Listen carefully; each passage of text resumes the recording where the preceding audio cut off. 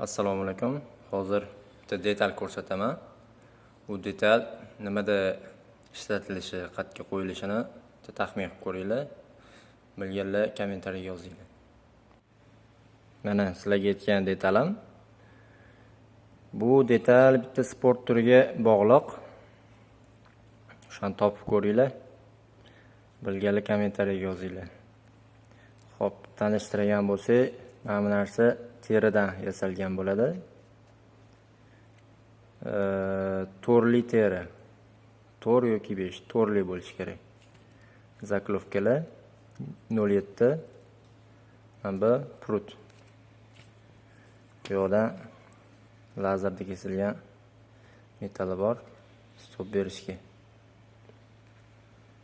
Bu yarim tayyor, yana bir ikkita detali bor, qo'shiladi.